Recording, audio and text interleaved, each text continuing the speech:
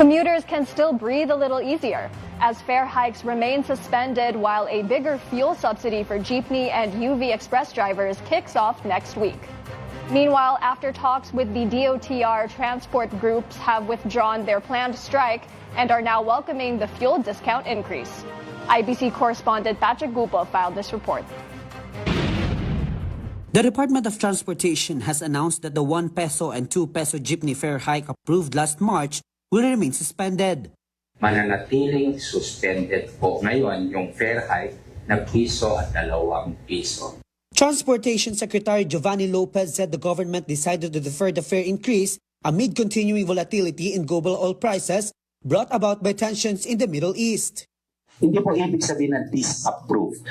Suspended lang sapagkat ang DOTR, ang pamahalang nasyonal, kailangan magbigay at maghanap ng pamamaraan para makatulong sa ating transport group.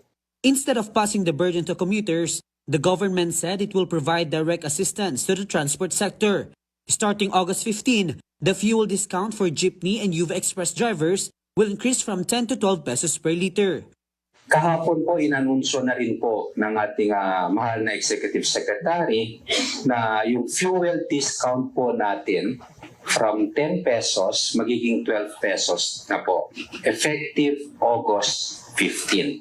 Lopez also said the Department of Transportation and the Department of Social Welfare and Development have completed the master list of beneficiaries for the government's Uplift program. Under the program, about 200,000 PUV drivers and operators are expected to receive 2,000 pesos in monthly cash assistance per household once the next wave of distribution begins. The transport chief also explained why the fuel discount was not increased to 15 pesos or 20 pesos per liter. He said implementation remains limited, with some gas stations still unable to fully participate in the program, making a larger subsidy less effective at this stage. Meanwhile, Pasang Mazda, Altodap, Busina, and other transport groups have called off their planned transport strike after meeting with the Department of Transportation. Ako po bilang pangkalahatang Pangulo ng Pasang Mazda, kinol off ko po ang strike namin bukas. The transport group also welcomed the government's decision to increase the fuel discount, saying it would help public utility drivers cope with rising fuel costs.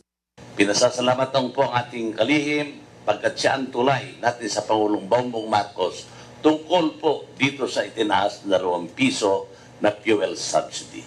As part of its relief measures, the government will also waive toll fees for provincial buses starting August 10, extend the PITX terminal fee waiver until the end of the year, and remove monthly terminal fees in 86 SM public transport terminals nationwide beginning August 15 to further ease the financial burden on the transport sector.